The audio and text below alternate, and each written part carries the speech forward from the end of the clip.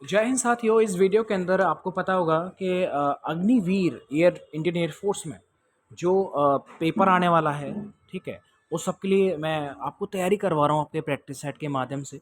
उम्मीद करता हूँ 20 क्वेश्चन से back to back only point to point बात होगी, कोई फालतू बातचीत नहीं होगा। जब तक आप देखेंगे 15 से 20 मिनट में पूरा आपको जो है सीखने को मिलेगा, फालतू की कोई बातचीत नहीं होगी। तो चलिए वीडियो स्टार्ट करते हैं। और इससे पहले 2-3 प्रैक्टिस सेट मैं ऑलरेडी आपको करवा चुका हूँ, तो उनको भी जो है एक बार आप देख लीजिएगा, ठीक है। उसको थोड़ा सा आप प्रैक्टिस कर लीजिएगा, आपको ये थोड़ा आसानी हो जाएगा। तो चलेगा, आप देखिएगा यहाँ पर एक खाली जगह दे रखा है और यहाँ पर लिखा हुआ है रिपीटेड वार्निंग्स ही स्टिल कम्स लेट, यानी कि वो बार बार चेतावनी देने के बावजूद भी वो लेट आता है। इसका मतलब एक चीज़ हमारे को समझ में आती है कि यहाँ पर इन स्पाइट ऑफ जो वो बिल्कुल ठीक है। इन स्पाइट ऑफ का मतलब होता है के बावजूद, यानी कि वार्निंग, बार बार वार्निंग चेतावनी देने के बावजूद वह लेट आता है। तो यहाँ पर इन स्पाइट ऑफ एकदम सही हो जाएगा। वैसे इवन दो का भी मतलब यही होता है, बट डी वाला ज़्यादा ठीक है। अब देखिएगा इस जगह पर आपको बताना है इनमें से चार में से कौन सी वर्ब आएगा। अब देखो, इससे भले ही आप पूरे को ना पढ़ेंगे तो भी समझ में आ जाएगा। देखो वर लिखा हुआ है, वर से पहले सब्जेक्ट क्या है, द अर्थ क्या है बताओ। द अर्थ सिंगुलर होता है, तो इसलिए देखो दैट से पहले जो टेंस है वो पास्ट में, तो दैट के बाद भी टेंस जो आएगा वो पास्ट में ही आएगा। तो द अर्थ सिंगुलर है तो मतलब सिंगुलर वर्ब आएगी, लेकिन पास्ट वाली आएगी, इसलिए वॉज आ जाएगा ना कि हैज। इस चीज़ को आप याद रखें। वो ये कहना चाहता है कि बहुत समय पहले बहुत लोग जो है सोचा करते थे कि जो अर्थ है वो क्या है, ए फ्लैट रादर देन राउंड, मतलब गोल से ज़्यादा फ्लैट है, ऐसा सोचते थे। तो यहाँ पर वॉज आ जाएगा। अब देखिएगा something that can be carried easily, जिसे आसानी से ले जाया सकता हो, उसे क्या बोलते हैं, उसे बोलते हैं पोर्टेबल। याद रखना, आप दोनों में कंफ्यूज हो जाएंगे।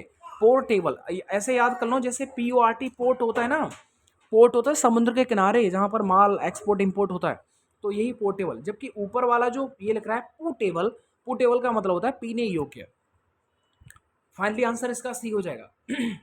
पूछा है इसमें मे कम की जगह पर क्या आएगा। My uncle and his family, मतलब मेरे जो चाचा जी हैं और उनका जो परिवार है, जो पिछली रात निकल चुकी है उस रात को शायद वो लेट आए होंगे, but I am not sure. मैं बिल्कुल जो है वो श्योर नहीं हूँ।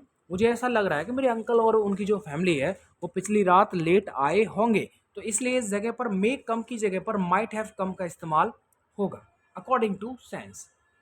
आगे पूछा है पॉम्पस का मतलब क्या होता है। देखो पॉम्पस का मतलब होता है जो बहुत ज़्यादा सेखी बखेरता हो, है ना, आडंबर दिखाता हो। तो पॉम्पस का सिनोनियम आपसे पूछा है, मतलब बोस्टफुल क्या है, boastful.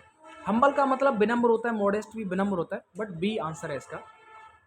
To be on a roll ये ईडियम है। इसका मतलब देखो ऐसे अगर मैं बोलूँ I was on a roll, मतलब मैं अपने रोल में था, मतलब मैं अपने सक्सेसफुल पीरियड के टाइम पर, यानी जब आप सफलता का कोई आपका पीरियड होता है, कोई समय होता है, उस टाइम को आप बोल सकते हैं कि I was on a roll, ठीक है। मैं अपने रोल में था। तो फाइनली इसका जो ए वाला है वो एकदम सही हो जाएगा। इसके बाद में 7 नंबर का है कि everybody respecting her because she is so sincere. वो ये कहना चाहता है कि हर व्यक्ति उसका सम्मान करता है क्योंकि वो जो लड़की है वो बहुत ज़्यादा सीनियर है। तो ऐसे में रेस्पेक्ट आ रहा है, और देखो सब्जेक्ट जो आपका वो सिंगुलर है। आपको यही अप्रोच आपके पेपर में लगानी है, आप तभी पेपर क्वालिफाई कर पाएंगे, क्योंकि समय ज़्यादा नहीं होता है, पढ़ा समझा वो, ठीक है। तो इसलिए एवरीबडी सिंगुलर है तो सिंगुलर वर्ब आएगा, रेस्पेक्ट आएगा, ठीक है। अगर ये प्लूरल होता तब रेस्पेक्ट आता, यहाँ एस वाला आएगा। आपसे पूछा है नोबडी इन द प्लेस, गांव में कोई ऐसा नहीं था, was prepared dash the tragic news, यानी गांव में कोई भी ऐसा नहीं था जो ट्रेजिक न्यूज के लिए क्या हो, तैयार हो। तो यहाँ पर याद प्रिपेयर्ड के बाद में फॉर आएगा, प्रिपेयर्ड फॉर। पूछा है सोनियम, आपसे पूछा है ब्रीजी। ब्रीजी का मतलब होता है एक तरह से हवादार, मतलब एयरी। क्या होता है ब्रीजी का मतलब होता है एयरी। डस्टी मतलब गंद, नॉइजी मतलब आवाज से संबंधित, ह्यूमिड मतलब थोड़ा सा ह्यूमिड होता है ना रेन रेन के टाइम पर जब डाउनपोर होता है। इनकरेक्ट स्पेलिंग बतानी है, इन चारों को पढ़ेंगे, devote, divine, dive and divide. तो डिवाइड की स्पेलिंग गलत है, आई की जगह पर, सॉरी ई की जगह पर आई आ जाएगा। स्पेलिंग होती है DIVIDE, ठीक है, ये होता है। ये डिवाइन का मतलब होता है देवी देवता। पूछा है he was dash injured but recovered very soon. वो ये कहना चाहता है वो बहुत ज़्यादा जो इंजर्ड था, लेकिन बहुत जल्दी जो वो सही भी हो गया। जब भी कभी इंजरी की बात होती है और सीरियस बात होती है ना, इंजरी, आप बीमार हो गए हॉस्पिटल में, तो सीरियस वर्ड इस्तेमाल करते हैं, तो सीरियसली इंजर्ड सीरियस वर्ड आता है। अब आपसे पूछा है it was her who represented our school in the inter school debate competition. वो ये कहना चाहता है ये वही लड़की थी जिसने हमारे स्कूल को रिप्रेजेंट किया था इंटर स्कूल डिबेट कंपटीशन के अंदर। Inter inter school debate competition के अंदर ये वही लड़की इसने हमारे स्कूल को रिप्रेजेंट किया था। तो कभी भी स्टार्टिंग में अगर इट वॉज आ जाए या इट वॉज आ जाए ना, तो याद रखना इसके बाद में जो ये आएगा वो हमेशा सब्जेक्टिव फॉर्म में आएगा, इसलिए हर का सब्जेक्ट शी आता है। और इसका मतलब होता है इट वॉज हर, ये वही लड़की थी। इट वॉज मी, ठीक है, मैं ही था, ऐसा करके इसका मतलब होता है। तो फाइनली ए वाले में जो करेक्शन करना। अब आपसे पूछा है a person's entire collection of clothes, ऐसा व्यक्ति जिसके कपड़ों का बहुत ज़्यादा कलेक्शन वो रखता है, शौकीन है, तो उसको एक शब्द बोलते हैं a person's entire collection of clothes, मतलब कपड़ों का संग्रह उसने कर रखा है, उसे बोलते हैं वार्डरोब। क्या बोलते हैं उसे? वार्डरोब बोलते हैं। इस चीज़ को आप हल्का याद रखिए। आपसे पूछा है everyone without dash voted for a holiday, यानी वो ये कहना चाहता है बिना किसी अपवाद के प्रत्येक व्यक्ति ने छुट्टी के लिए वोट किया। तो यहां पर बिना किसी अपवाद के एवरीवन विदाउट एक्सेप्शन, सी वाला एकदम सही है। Everyone without exception voted for a holiday, हर व्यक्ति ने बिना किसी अपवाद के छुट्टी के लिए क्या किया? वोट किया। तो एक्सेप्शन यहाँ पर ठीक है। जैसे ओमिशन का मतलब होता है एब्सेंस, ठीक है, एब्सेंस भी ठीक लग रहा है, बट सी वाला यहाँ पर लगा देंगे। एवरीवन विदाउट एक्सेप्शन, ये वाला ज़्यादा ठीक है। वो बोलता है एवरीवन विदाउट ओमिशन, बिना किसी छुट्टी के, हर किसी ने छुट्टी के लिए जो वोट किया। तो समझ रहे हैं आप, बिना किसी अनुपस्थिति के हर किसी ने छुट्टी के लिए जो वोट किया, तो वो भी ठीक है, लेकिन मुझे सी जो है वो ज़्यादा प्रायोरिटी मैं दूंगा। योर ऐसे is good expecting for the spelling, तो आपको याद वो ये कह रहा है कि आपका जो ऐसे जो आपने निबंध लिखा है वो अच्छा है। एक्सेप्टिंग फॉर द स्पेलिंग, यानी स्पेलिंग को छोड़ करके बाकी तुम्हारा जो निबंध है इंग्लिश का वो एकदम ठीक है। तो देखो याद रखना है एक्सेप्टिंग के बाद में फॉर नहीं आता। अगर ये आईएनजी यानी जीरंड के फॉर्म में है तो इसके बाद में क्या नहीं आता? फॉर नहीं आता। इस चीज़ को आप थोड़ा याद रखिएगा। तो ये स्पेलिंग डी वाले में गलत हो जाएगी। इनकरेक्ट यानी गलत स्पेलिंग बतानी है। देखो जी, फुल फिल की जो स्पेलिंग होती है वो होती है FULFIL। एक ऐसे भी बोल सकते हैं, ऐसे भी, ये भी ठीक है, लेकिन यहाँ पर स्टार्टिंग में डबल एल इस्तेमाल है जो कि गलत है। मैंने बताया था आगे अगर फुल आ जाए ना तो इसमें से एक एल कम हो जाता है 99%। फ्यूटाइल जिसका कोई अर्थ नहीं हो। फर्ल, फर्ल का मतलब क्या होता है? थोड़ा सा झुकाव टाइप से होता है। और फ्यूज का मतलब आपको तो पता ही होगा, फ्यूज होता है ना जो तार वार फ्यूज हो जाते हैं, ये चीज़ आपको आती ना, फ्यूज मतलब तार हो गया। मतलब अगर इसका मतलब फ्यूज का मतलब एक जोड़ना भी होता है, फ्यूज का मतलब जोड़ना भी होता है, इस चीज़ को भी आप याद रखना, ठीक है।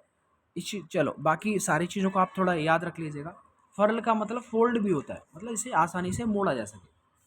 इसका फाइनली आंसर हो जाएगा फुलफिल वाला। अब आपको उल्टा बताना है, स्टिफ का उल्टा क्या होता है। देखो स्टिफ का उल्टा है जिसे मोड़ा ना जा सके, स्टिफ। और इसका उल्टा क्या हो जाएगा? टेंडर, जिसे टेंडर का मतलब मुलायम, जिसे आसानी से मोड़ा जा सके। स्टिफ, स्टिफ मतलब जिसे न मोड़ा जा सके। आगे आपसे पूछा है टू गो नट्स, इसका मतलब है अगर कोई व्यक्ति है और बताओ वो नट्स के पास में जा रहा है, मतलब वो भूखा है, और जो डिवरी बोल्ट होते हैं ना इंजन विंजन में कसने के लिए, अब बताओ उन्हें वो खाने के लिए जा रहा है, तो समझ सकते हैं वो मेंटली क्या है? इल है, मेंटली पागल है, बुद्धि से एकदम क्रेजी है वो। तो याद रखना इसका मतलब होता है टू बिकेम क्रेजी, पागल हो जाना, मतलब सनकी होना, एकदम पागलों जैसी हरकत करना, मतलब टू बिकम मेंटली इल, ठीक है। इसका मतलब होता है टू गो निट्स। आपने पूछा my father made me to do the French grammar exercise again and again, मेरे पापा जी ने फ्रेंच ग्रामर की जो एक्सरसाइज वो बार बार मुझे करवाई। तो आपको एक चीज याद रखना है इसमें, और वो चीज याद रखना है ये कि मेक की सेकंड फॉर्म मेड है, मतलब मैं फर्स्ट फॉर्म लिख रहा हूँ। मेक के बाद में जो भी इन्फिनेटिव आता है वो बेयर इन्फिनेटिव आता है, यानी कि डायरेक्टली वर्ब की फर्स्ट फॉर्म आती है बिना किसी टू के। लेकिन यहाँ पर तो टू इस्तेमाल हो रहा है जो कि नहीं होगा। तो इसलिए दिवाले में एकदम से देखो पॉइंट टू पॉइंट बात हो रहा है, कोई फालतू की बात नहीं है। मतलब आप समझ सकते हैं कि 15 से 20 मिनट के अंदर आपका 20 क्वेश्चन जो आपके पूरे पेपर में आते हैं वो सॉल्व हो जाते हैं, पैसेज को छोड़ करके। अब आपका 20 ये लास्ट है। इसका मतलब देखो जूसी, जूसी का मतलब क्या होता है? रसीला, रसदार। इसका उल्टा हो जाएगा ड्राई, ड्राई का मतलब होता है सूखा जिसमें रस ना हो, ठीक है। जूसी मतलब जूसी ऑरेंजेस, रसीले ऑरेंजेस, इसका उल्टा हो जाएगा ड्राई। देखो इसका ड्यू का मतलब होता है जो ओस की बूंदों से जो भीगा हुआ होता है। ऑयली तेली होता है, वाटरी मतलब पानी जलीय, ठीक है। तो इसमें जूली का हो जाएगा, जूसी का हो जाएगा ड्राई। उम्मीद करता हूँ आपने पूरा पेपर जो वो लगाया होगा। अब मुझे आप स्कोर करके बताइएगा कि 20 में से आपने आपने 20 में से कितना स्कोर किया, वो ऊपर आता है, ठीक है? टोटल जो पूर्णांक होता है, वो नीचे आता है, तो इसको आप थोड़ा ध्यान रखिएगा। बच्चे गलत कमेंट कर देते हैं। फाइनली आप मुझे स्कोर बताइएगा, और इसका नेक्स्ट जो प्रैक्टिस सेट है, 1 दिन के अंदर मैं 2 लेके आ रहा हूँ। तो आप भी अपना पूरा सपोर्ट, जितने विद्यार्थी देख रहे हैं वो सब वीडियो को लाइक करिएगा, और हाँ, अपने जितने भी मित्र दोस्त हैं उन सब तक पहुंचा दीजिए कि ये हमारे राम सर की वीडियोस हैं, आप इनको जरूर देखिएगा, प्रैक्टिस जरूर लगाइएगा। चलिए मिलता हूँ मैं आपको नेक्स्ट वीडियो के साथ। वीडियो को देखने के लिए